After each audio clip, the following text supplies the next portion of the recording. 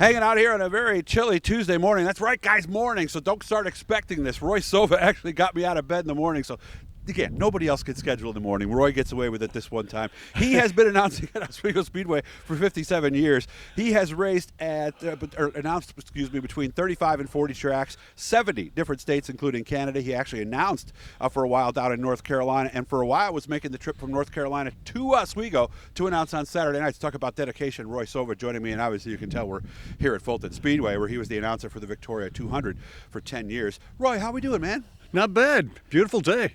Well, we should be racing somewhere. You turn up the heat a little bit, maybe. But so, what got you into this game all these years ago? Did you grow up a race fan? What was the deal, Roy? Oh, when I was 7 years old, my uncle owned a race car. Freddie Cavallaro was the driver. Actually, won one feature at the Oswego Speedway, and I from that time on, from the age of 7, I have missed very few races at the Oswego Speedway. Of course, you probably wanted to be a driver at age 7, or did you want to be the guy behind the mic? Well, I got to drive the car to the track once in a while. You know, they flat towed them. Oh, right. And I always went with the car to the track, and once in a while I would get to ride in the car. You know, 7, 8 years old, driving turn it. the wheel. Yeah. That must have left an impression with you and pretty much shaped your life, I would think, at that point. Yeah, I've been a race fan forever. So did you race first or get in the booth first? Well, I was in the booth. I started racing way too late. I was 52 when I started racing. Oh, really? I had driven in a lot of celebrity races before then. In fact, I've only lost one celebrity race. Seriously? Did you beat Joe? Every time. Every time? Who beat you in the one celebrity race, or was it a ringer? Andy Fusco. Yeah, but he kind of raced a little bit too, so yeah. I guess, but yeah, he's the only one that ever beat me. And that was down at Penn Can Speedway. Oh, no kidding, down at the little quarter-mile track down in Pennsylvania. And I announced down there now. Oh, no kidding. Friday night at Penn Can, Saturday Oswego. That's a little bit of a haul in between, so. In fact, they've got an enduro coming up next weekend. I'll be announcing down there. No, 2 weekends. 13th. Really? Yeah. And you'll be down there. I didn't know you were still doing any dirt stuff at all. Oh, yeah. Very nice. I did Penn Can all year. So how'd you find your way to Oswego then, in the booth? Originally, it's a funny story, Doug. I had no intention at all to go into broadcasting, and I ended up somehow. My mom heard an ad on the local station when I was in college here in Oswego, a local radio station, and she said they're looking for a weekend announcer. I said, what do I care, Mom? She says, well, you got an appointment tomorrow at 10 o'clock. Oh, she set it up. I went in. I swear to God, Doug, I read 2 sentences out of the paper, and the guy said to me, Cliff Harris was the owner, he said, can you start this weekend? Wow. I started then, finished college, and again, I was going to be a history teacher. But a guy at the other station by the name of Frank Michael Dale had a heart attack at WOSC, which is now B104. WOSC. And somebody there remembered that 2 years before, for 3 months, I had been a weekend announcer and called me up and offered me a job there. Harry Caruso, owner of the Oswego Speedway at that time, was going to start with an infield announcer. And he called WOSC. He was good friends with Wally Tucker, who was the manager. And Wally said, well, Roy's much better at this than I am. I've never done it, but okay. Oh, so you did like Joe, and okay. So I got started there like that as the infield announcer. The next year, Jack Burgess took, I believe, his only ever summer vacation. And Harry asked Wally to come upstairs and do the backup announcer. Wally said, no, Roy's better than I am. So I went upstairs. Leo Legault was the backup announcer for Jack. And he was supposed to do, at the time we did three heat races, 2 semis, a consi, and a feature. He was supposed to do the feature that night, but after the semis, Harry said, Poley, Roy's going to do the feature. So I announced the feature, and then the next year, Poley moved to the pits, and I became Jack's backup announcer. So how old were you when you started working with Jack Burgess then? 20, 21, something Okay, so like still that. wet behind the ears, as they would say, to some degree. Yeah. What kind of stuff did you learn from Jack? Everything. Jack was a good teacher. He was a great announcer and a very good teacher, very easy to work with. One of the most important things he told me was know the drivers.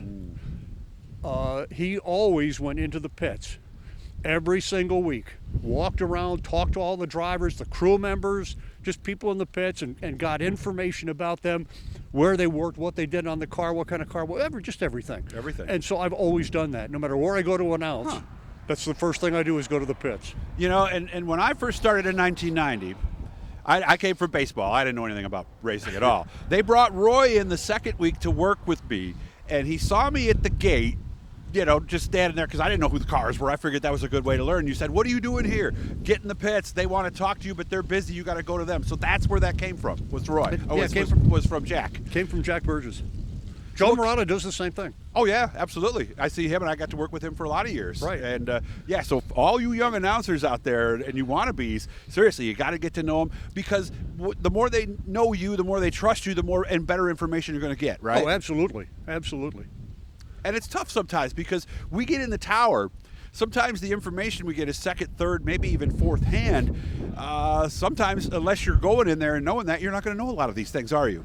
No, that's true. And you know, sometimes they'll give you something that they don't want you to use, except maybe for the future. Yeah. And so you got to keep that in your head. And then when it comes due, you're able to talk about it. Yeah. And if they say don't say anything.